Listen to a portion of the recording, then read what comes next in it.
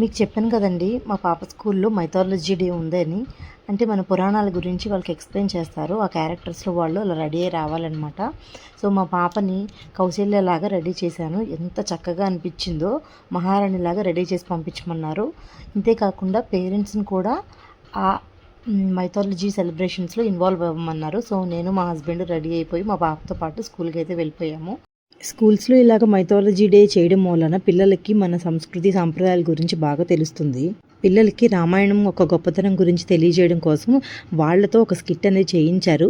అంత చిన్న పిల్లల్ని రాముడు గెటప్లో, సీత గెటప్లో, లక్ష్మణుడు, శత్రుఘ్నుడు, ఇలా దశరథ మహారాజు అన్ని ఇంకా వాళ్ళ భార్యల గురించి చూస్తున్నప్పుడు అసలు ఎంత ముచ్చటగా అనిపించిందో.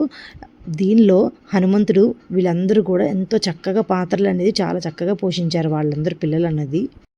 స్కూల్లో టీచర్స్ పిల్లలకి మనం ఏ ఫెస్టివల్ ఎందుకు జరుపుకుంటాము అని చెప్పి వాళ్ళకి అనేది ఎక్స్ప్లెయిన్ చేస్తూ ఉంటే వాళ్ళకి కూడా మనం ఈ ఫెస్టివల్ ఎందుకు చేసుకుంటున్నాము, ఇది దీని ప్రాముఖ్యత అని చెప్పి వాళ్ళకి బాగా తెలుస్తుంది. ఇలాంటివన్నీ నా స్కూల్స్లో నేను ఎప్పుడు ఇలాంటివన్నీ నేను ఎక్స్పీరియన్స్ చేయలేదు.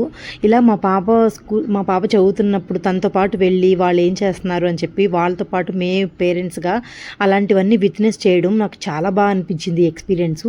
మీ పిల్లల స్కూల్స్లో మీరు ఇలాంటి యాక్టివిటీస్కి వెళ్ళారా? మీ ఎక్స్పీరియన్స్ ఎలా ఉంది అని చెప్పి నాకు కూడా కామెంట్ సెక్షన్లో చెప్పండి.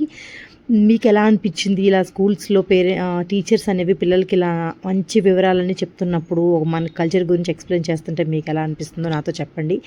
ఇలాంటి మంచి మంచి కంటెంట్ కోసం మన ఛానల్ని సబ్స్క్రైబ్ చేసుకోండి, లైక్ చేయండి, మన ఛానల్ని సపోర్ట్ చేయండి. Thanks for watching my video. Thank you. Next వీడియోతో మళ్ళీ కలుసుకుంటారండి. ఉంటాను. బాయ్.